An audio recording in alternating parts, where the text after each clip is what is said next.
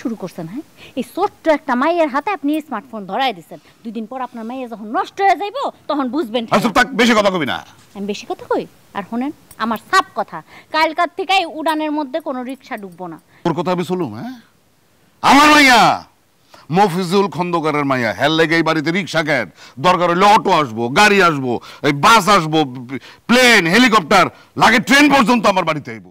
ভাইজান স্কুলে দেরি হয়ে যেতেছে। হ্যাঁ, ওই করে ঋতু, আরে ডেলি ডেলি স্কুলে রওনা করতে দেরি হইলে হইব মা? আইতাছি, তাড়াতাড়ি আহো।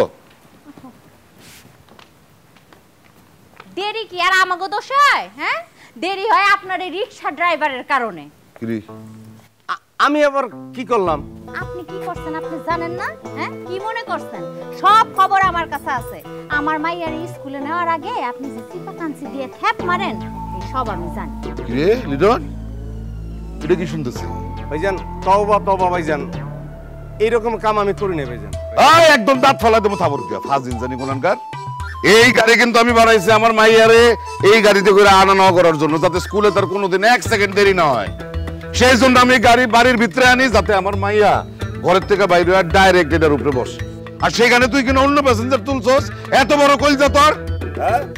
খবরদার, আর যদি কোনোদিন শুনছি একদম মাইরা হাড্ডি কুড্ডি গুঁড়া করে দিব। ভাইজান এই কাম ধরছি ভাইজান, এইবারের মতন আমার ক্ষমা করে দেন, এই কাম আমি জীবনও করবো না ভাইজান। আচ্ছা বাদ দেন তো, এখন আপনার মাইয়ার স্কুলে দেরি হইতেছে না? তুই খারাপ রয়েছিস কেন? ওঠ রিক্সা ওঠ। আসো আম্মা, আসো আসো আসো, এই যে আমার ধরো, এই এই শাবাশ, বসেন আপনি এইখানে।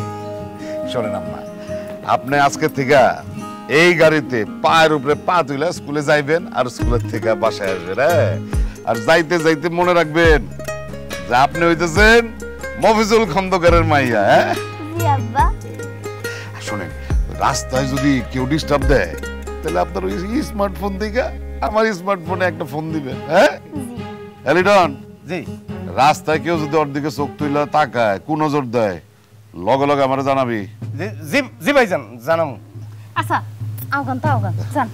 আসুন, পায়ের উপরে পা তুলেন। বাহ,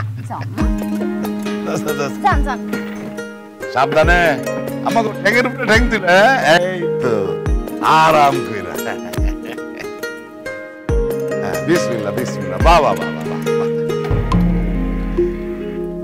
একেবারে রাজরানীর মতো লাগতেছে আমার ভাইয়ারে। এই রাজরানী 2 দিন পর রাস্তার ফকির হয়ে যাবে। আপনার যে অবস্থা, কি গুলি তুই? কি আর কমু? মিছা কিছু কইছি? হ্যাঁ, আপনি কোনো কাজ কাম করবেন না, কিছু না, ঘরে বয়ে বয়ে খাইবেন। এরকম ঘরে বয়ে খাইলে রাজার ধনও ফুরায় যায়। আর আপনি কি শুরু করছেন? হ্যাঁ, এই ছোট্ট একটা মাইয়ের হাতে আপনি স্মার্টফোন ধরাই দিচ্ছেন। 2 দিন পর আপনার মাইয়া যখন নষ্ট হয়ে যাইব তখন বুঝবেন। আচ্ছা থাক, বেশি কথা কবি না। আমি বেশি কথা কই?